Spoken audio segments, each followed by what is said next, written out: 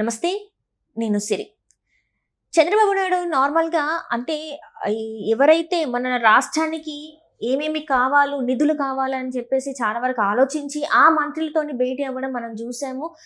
మన రాష్ట్రానికి, ఏపీ రాష్ట్రానికి నిధులు కూడా తీసుకొచ్చారు. అయితే ఈసారి అనూహ్యంగా విదేశాంగ శాఖ మంత్రితో అయితే క్యాబినెట్ మీటింగ్‌లో కూర్చోవడం జరిగింది. ఎందుకు ఈ మీటింగ్‌లో కూర్చున్నారు, ఏంటనే అంశాన్ని మనకి వివరించడానికి మనతో పాటు ఉన్నారు ప్రముఖ సీనియర్ జర్నలిస్ట్ దుర్గా కుమార్ గారు. నమస్కారం సార్. నమస్కారం మా సిరి, మన వీక్షకులు కూడా నమస్కారం. సార్, ఇప్పటివరకు మనం చూస్తున్నట్టయితే చంద్రబాబు నాయుడు గారు మన రాష్ట్రానికి అంటే ఏపీ రాష్ట్రానికి ఏవేవి అవసరం, ఏ మంత్రుల్ని కలిస్తే మన రాష్ట్రానికి అభివృద్ధికి తోడ్పడతారని చెప్పేసి ఆ శాఖ మంత్రులతో కలవడం జరిగింది. కానీ ఇప్పటివరకు ఎప్పుడు కూడా విదేశాంగ శాఖ మంత్రితో కలిసింది, భేటీ అయింది లేదు. కానీ ఫర్ ద ఫస్ట్ టైం కూర్చున్నారని, అంటే భేటీలో ఉన్నారని చెప్పేసి మరి వార్తలు వస్తున్నాయి. ఒకవేళ కూర్చుంటే దేనికోసం మరి ఆ మీటింగ్ అనేది కొంచెం చెప్పండి సార్. అవును, మీరు అన్నట్టు చాలా ఉత్కంఠ అయితే రేపిందమ్మా. సాధారణంగా ముఖ్యమంత్రులు, ఏ రాష్ట్ర ముఖ్యమంత్రి వెళ్ళినా కూడా మెయిన్గా ఆర్థిక మంత్రినో, కేంద్ర పరిశ్రమల శాఖ మంత్రినో, ఇతర శాఖల మంత్రులను కలుస్తారు. అవన్నీ కూడా రాష్ట్రానికి సంబంధించిన అభివృద్ధికి సంబంధించిన అంశాలు ఎంతో కొంత ముడిపడి ఉంటాయి కాబట్టి. అలాగే రక్షణ శాఖ మంత్రులు, విదేశాంగ శాఖ మంత్రులు కొంతమందిని కలిసే అవకాశం బహు తక్కువ. ఏదైనా చాలా ప్రత్యేకమైనటువంటి పరిస్థితులు ఉంటే తప్ప ఇలాంటి కొన్ని శాఖల మంత్రుల్ని కలవరు కూడా. అయితే విదేశాంగ శాఖ మంత్రులు కూడా ముఖ్యమంత్రులతో వాళ్ళకి పెద్దగా కార్యక్రమాలు ఏమి ఉండవు ఎప్పుడు కూడా. కానీ ఇప్పుడు విదేశాంగ మంత్రి రవిశంకర్ గారు ఆయనంతటా ఆయన నిన్న చాలా ఒత్తిడిలో ఉన్నప్పటికీ కూడా చంద్రబాబు నాయుడు గారు ఆయన అధికార నివాసానికి స్వయంగా విదేశాంగ శాఖ మంత్రి వచ్చే ఆయనతో సంభాషించి వెళ్ళారు. అందులో రవిశంకర్ గారు చాలా పెద్ద మేధావి, బీజేపీ మంత్రివర్గంలో చాలా కీలకమైన వ్యక్తి, బీజేపీ పార్టీలోనూ కూడా, అంటే అసలు ఒక రకంగా చెప్పాలంటే ఆర్ఎస్ఎస్ వీటన్నిటిలో కూడా చాలా గౌరవనీయమైన వ్యక్తి. ఆయన ఎటువంటి వివాదాస్పదమైన అంశాల్లో కూడా ఉండరు. ఆయన చాలా సింపుల్గా ఉంటారు, స్ట్రైట్గా ఉంటారు. కానీ ఆయన ఎఫెక్టివ్గా పనిచేస్తారు. విదేశాంగ శాఖకి సంబంధించి మన దేశ విదేశీ సంబంధాల వ్యవహారాల్లో కానీ ఇతర ఏ అంశాల్లో అయినా సరే ఆయన చాలా చురుకుగాను ప్రతిభావంతంగా పనిచేసే వ్యక్తి. ఆయనకు చాలా గ్రేటెస్ట్ రికార్డు ఉంది చాలా కంట్రీస్లో, యుఎన్ఓలో కానీ. అలాంటి వ్యక్తి నిన్న చంద్రబాబు నాయుడు గారిని కలవటం అనేది చాలా ఊహాగానాలు జరుగుతున్నాయి రాష్ట్రంలో. ముఖ్యంగా అసలు చాలామంది వైసీపీ పార్టీ నాయకులు ఏమనుకుంటున్నారంటే జగన్మోహన్ రెడ్డికి సంబంధించిన కేసులు అన్నీ కూడా మనీ లాండరింగ్కి సంబంధించిన కేసులు, అనేక విదేశాలకు సంబంధించిన అంశాలతో ముడిపడి ఉన్నాయి.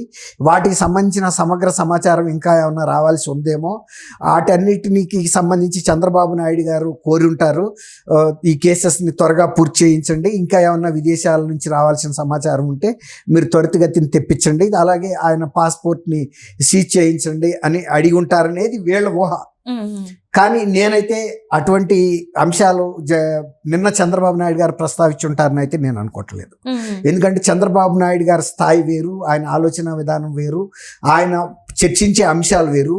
ఆ చర్చించే ప్రాధాన్యత అంశాలలో ఇట్లాంటి, అందులోనూ రవిశంకర్ గారు స్వయంగా ఈయన దగ్గరికి వచ్చిన సందర్భంలో ఆయన ఏమడిగి ఉంటారంటే, కొన్ని విదేశాలకు సంబంధించిన కంపెనీలు ఇక్కడ ఇన్వెస్ట్మెంట్స్ పెట్టడానికి ఆసక్తి చూపుతున్నాయి కాబట్టి అక్కడ రాయబార కార్యాలయం ద్వారా కొంత సానుకూలత సాధించే విధంగా చర్చలు జరిపించమని కోరి ఉండొచ్చు. అంటే ఇక్కడ చూస్తుంటే చాలా వరకు ఏంటంటే జగన్మోహన్ రెడ్డి గారు మీద అనేక కేసులు ఉన్నాయి. ఇంకేంటంటే తను ఉన్నది బెయిల్ మీద 11-12 సంవత్సరాల నుంచి ఒక బెయిల్ మీద ముఖ్యమంత్రి అయ్యారు, ఇంకా స్టిల్ ఉన్నారు. సో ఒకవేళ తన మీదికి ఇంకా మళ్ళీ అరెస్ట్ అయ్యే అవకాశాలు ఉంటే దేశం విడిచి వెళ్ళే అవకాశాలు ఉన్నాయి. సో దానికోసం పాస్పోర్ట్ని సీజ్ చేయాలి అని చెప్పేసి కూడా కొన్ని వార్తలు వస్తుంది. దానికోసం కూడా భేటీ అయ్యే అవకాశాలు ఉన్నాయని చెప్పేసి మరి అనుకోవచ్చు. కానీ అది హోంశాఖ పరిధిలోకి వస్తుంది ఒక రకంగా. ఎట్లా అంటే హోంశాఖ ఒక లుక్అవుట్ నోటీస్ ఇచ్చి ఇమిగ్రేషన్ అధికారులందరికీ కూడా ఫలానా పాస్పోర్ట్ వ్యక్తి ఎక్కడ కూడా విదేశాలకు వెళ్లకుండా అడ్డుకోమని చెప్తారు. అది ఇంటర్నల్గా హోంశాఖ ద్వారా వెళ్ళిపోతాయి. అయితే విదేశాంగ శాఖ మంత్రి రవిశంకర్ గారి స్థాయిలో ఆ అంశం గురించి చంద్రబాబు నాయుడు గారి స్థాయి వ్యక్తి మాట్లాడతారని అయితే అనుకోను. అది సిబిఐ లాంటి సంస్థ హోమ్ డిపార్ట్మెంట్కి రొటీన్గా రాసేస్తారు. రొటీన్గా రాసినప్పుడు వెళ్ళిపోతాయి. చంద్రబాబు నాయుడు గారు, రవిశంకర్ గారు కలిస్తే అంతకన్నా పెద్ద అంశాలే ప్రస్తావిస్తారు తప్ప ఇలాంటి చిల్లర అంశాల గురించి వాళ్ళిద్దరూ చర్చించే స్థాయి వ్యక్తులైతే వాళ్ళు డెఫినెట్గా కాదు. రవిశంకర్ గారు కూడా కాదు. రవిశంకర్ గారు ఆయన ఆదేశాలే ఇవ్వదలుచుకుంటే ఆయన హోంశాఖ కూడా అలర్ట్ ఇవ్వచ్చు. లేదు మీరు అన్నట్టు విదేశాంగ శాఖ కింద ఇది ఉంటుంది, పాస్పోర్ట్కి సంబంధించిన కొన్ని అంశాల్లో. పాస్పోర్ట్ ఆల్రెడీ ఇష్యూ అయింది కాబట్టి దాన్ని బ్లాక్ చేయటం అనేది హోంశాఖకు సంబంధించి కూడా ఉంటుంది.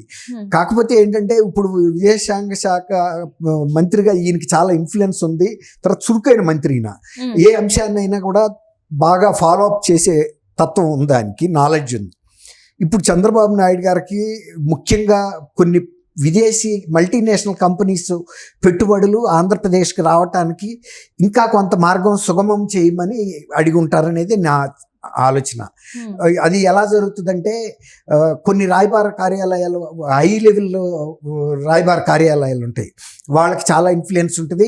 వాళ్ళు మల్టీనేషనల్ కంపెనీస్ ఎవరినైతే ఈయనకు చెప్పాడో వాళ్ళ సీఈఓల్ని పిలిపించుకుని కానీ, లేకపోతే వాళ్ళ సీఈఓల దగ్గరికి వీళ్ళు కూడా వెళ్ళి మర్యాదపూర్వకంగా కలిసి, మీరు మా దేశంలో అంటే ఒక ఆంధ్రప్రదేశ్ అని అడగరు, పెట్టుబడుల గురించి ప్రస్తావించే సమయంలో ఆంధ్రప్రదేశ్లో కూడా ఇదిగో ఇలాంటి ప్రతిపాదనలు మాకు వచ్చినాయి, మీ కంపెనీ కనుక అక్కడ పెడితే భూమికి సంబంధించి కానీ ఇంకా ఏమేమి ఇన్సెంటివ్స్ ఇవ్వదలుచుకున్నారు అనే ప్రతిపాదన వాళ్ళు మూవ్ చేస్తారు. మూవ్ చేసిన తర్వాత సహజంగా ఒక ప్రతిపాదన అంటూ ఒక కంపెనీకి వెళ్ళిన తర్వాత అటు నుంచి కూడా స్పందన వస్తుంది, ఎంతో కొంత స్పందన వస్తుంది. వచ్చినప్పుడు ఎంత పాజిటివ్గా వచ్చినా కూడా అందిపుచ్చుకుని ముందుకు వెళ్ళటానికి, అడుగులు పట్టడానికి ఒక అవకాశంగా మలుచుకుందాం అనే ఉద్దేశం మీద బహుశా నేను అనుకోవటం ఈ ముఖ్యమంత్రి గారు ఒక అభిప్రాయాన్ని వ్యక్తం చేసి ఉండొచ్చు, నేను విదేశాంగ శాఖ మంత్రి గారిని కలవదలుచుకున్నాను అని వాళ్ళ కార్యాలయానికి. అది ఆయన దృష్టికి వెళ్ళినప్పుడు ఆయన మన కార్యాలయానికి రావటం ఎందుకు, ఆయన అఫీషియల్ రెసిడెన్స్లో ఢిల్లీలో ఉన్నప్పుడు వారినే నేను వెళ్ళి కలుస్తాను. ఆయన చెప్పాను కదా చాలా సింపుల్ మనిషి అని. చంద్రబాబు నాయుడు గారు ఒక రకంగా వయసులో ఆయన కన్నా కూడా పెద్ద ఆయన అయి ఉంటారు. అందులో ఒక రాష్ట్రంలో గౌరవ స్థానంలో ఇప్పుడు దేశంలోనే ఒక 5వ ప్రభావవంతమైన వ్యక్తిగా ఆయన ఎమర్జ్ అయ్యారు. గతంలో కూడా అయ్యారు, మళ్ళీ ఈ మధ్యకాలంలో కొంత ఆయన ప్రజా జీవితంలో కొంత ఇది అయింది. ఇప్పుడు మళ్ళీ ముఖ్యమంత్రి అయిన తర్వాత మళ్ళీ అదే చురుకుగా పనిచేయటంతో ఒక జాతీయ స్థాయిలో గౌరవమైన వ్యక్తి కదా, అందులో మోడీ గారికి చాలా ఇష్టడు. రెండోది ఏంటంటే ఇవాళ ఈ కూటమి ప్రభుత్వంలో చాలా కీలక భాగస్వామి, 2వ స్థానంలో ఉన్నది పార్టీ. అందువల్ల ఆ గౌరవం దృష్ట్యా బహుశా నేను అనుకోవటం రవిశంకర్ గారు చంద్రబాబు గారి అధికార నివాసానికే వచ్చి కలవటం అనేది జరిగింది. ఈ కలయిక అనేది చాలా ప్రాధాన్యత అంశాలు ఉంటాయి. పనిలో పనిగా కూడా ఈ సంబంధించిన కూడా ఒక ప్రస్తావన ఏమైనా చిన్నగా జరిగి ఉండొచ్చు, చిన్నగా జరిగినా కూడా ఆయన సీరియస్గానే తీసుకుంటారు. ఎవరు? రవిశంకర్ గారు. ఆయన శక్తి మేరకి ఆయనకు ఉన్న పరిధి లోపల హోంశాఖ కూడా ఒక సహచర మంత్రిత్వ శాఖే కాబట్టి వాళ్ళని కూడా కొంచెం అలర్ట్ ఇవ్వగలరు. కొంచెం త్వరగా చేయండి కేసెస్. ఇప్పటికే సుప్రీంకోర్టు కూడా స్టాండింగ్ ఆర్డర్స్ ఉన్నాయి ప్రజాప్రతినిధుల మీద వచ్చిన కేసెస్ని, ఎటువంటి కేసునైనా 1 year లోపల పరిష్కరించమని. మరి ఇది జాప్యం జరుగుతుంది కాబట్టి కొంచెం మీరు దృష్టి పెట్టండి అని అడగొచ్చు కూడా. అదేం నేను తోసిపుచ్చట్లేదు, కానీ అతి ప్రధానంగా జరిగేది మాత్రం అంతర్జాతీయ సంస్థల మల్టీనేషనల్ కంపెనీస్, బహుళజాతి కంపెనీల పెట్టుబడుల్ని ఇక్కడికి తీసుకురావడంలో మీ వంతు సహకారాన్ని ఎక్కడికి వెళ్ళినా కూడా మేము మా రాష్ట్రం ముందంజలో ఉంటాము మేము, కాబట్టి మీరు కూడా ప్రస్తావించండి వ్యక్తిగత స్థాయిలో అని ఆయన కోరి ఉంటారని నేను అనుకుంటున్నాను. ఇది కాకుండా నిర్మలా సీతారామన్ గారితో కూడా రాష్ట్రానికి సంబంధించిన అనేక ఆర్థిక అంశాల మీద చాలా సుదీర్ఘమైన చర్చ జరగటం, మంచి హామీలు తీసుకోవటం. ప్రతి అమరావతి దీని గురించి బాగా జరిగింది, రాజధాని గురించి, పోలవరం ప్రాజెక్టు గురించి జరిగింది, నేషనల్ హైవేస్కి సంబంధించి వాటికి బడ్జెట్ కేటాయింపులు, ఇలాంటి రైల్వేకి సంబంధించిన లైన్స్ విషయాల్లో మేజర్ అంశాల మీద ఆయన హామీ కూడా తీసుకోవటం. ఆమె నిర్ద్వందంగా అంటే పూర్తి స్థాయిలో మా సహకారం ఆర్థిక శాఖ నుంచి ఉంటుంది, ఎటువంటి ఇబ్బంది ఉండదని ఒక హామీ ఇచ్చినట్టు కూడా తెలుస్తుంది. కాకపోతే ఏంటంటే ఇవాళ వాళ్ళ తమ్ముడు సడన్గా ఆకస్మికంగా అంటే అనారోగ్యంతో ఉన్నప్పటికీ మృతి చెందటంతో ఆయన మహారాష్ట్ర వెళ్లకుండా ఎన్నికల ప్రచారానికి కుదించుకుని మళ్ళీ ఇవాళ హైదరాబాద్ రావడం జరిగింది. ఈ సందర్భంలో మనం నారా చంద్రబాబు నాయుడు గారి కుటుంబానికి వారి తమ్ముడు మృతి పట్ల సానుభూతి తెలియజేస్తూ మన ప్రేక్షకుల తరపున కూడా వారందరూ రామ్మూర్తి నాయుడు గారికి ఆత్మశాంతి కలగాలని కోరుకున్నాం.